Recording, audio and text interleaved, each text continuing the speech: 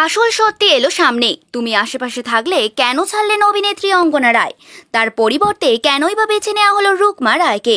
কি বলছেন অভিনেত্রী জানাবো এই ভিডিওর মাধ্যমে। চুনি পান্নার পর ফের বাংলা সিরিয়ালের ভৌতিক কাহিনী নিয়ে হাজির হয়েছিল তুমি আশেপাশে থাকলে ধারাবাহিক। এই ধারাবাহিকের হাত ধরেই বাংলা টেলিভিশন জগতে প্রথম দেখা যায় অভিনেত্রী অঙ্গনা রায়কে। রোহন ভট্টাচার্য অঙ্গনা রায়ের জুটি দর্শকদের মন ছুঁয়ে নিয়েছিল, কিন্তু হঠাৎই অঙ্গনার সিরিয়াল ছেড়ে দেওয়ার জন্য মন খারাপ হয় তার অনুরাগীদের। কিছুদিন আগে টিআরপিতে চমক দিতে নতুন পারো হিসেবে গল্পে এন্ট্রি হয়েছিল নবনীতা দাসের। অন্যদিকে পার্বতীর চরিত্রে দেখা মিলছিল অঙ্গনার। তারপরেও সিরিয়ালের টিআরপি তলানিতে ছিল, আর এর মাঝেই সিরিয়াল ছাড়লেন তিনি। জানা গেছে শারীরিক অসুস্থতার জন্যই এই সিদ্ধান্ত নিয়েছেন অঙ্গনা। অভিনেত্রী জানিয়েছিলেন, পারোর চরিত্রটা ভীষণ ছটপটে।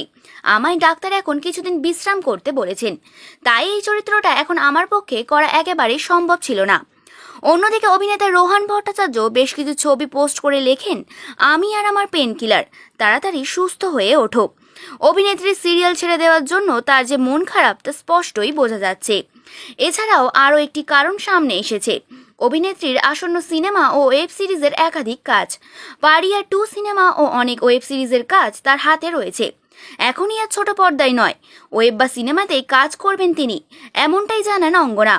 পার্বতীর চরিত্রে অঙ্গনার পরিবর্তে দেখা যাচ্ছে অভিনেত্রী রুকমা রায়কে। চিনি ধারাবাহিকের পর তুমি আশেপাশে থাকলে ধারাবাহিকের নায়িকার পরিবর্তন। বারবার নায়িকার পরিবর্তন দর্শকরাও ক্ষোভ প্রকাশ করেছেন। রোহান অঙ্গনার জুটি টিআরপির তালিকায় সেভাবে সাড়া ফেলেনি। দেখা যাক রোহান ও রুকমার জুটিকে দর্শক কতটা ভালোবাসা দেয়।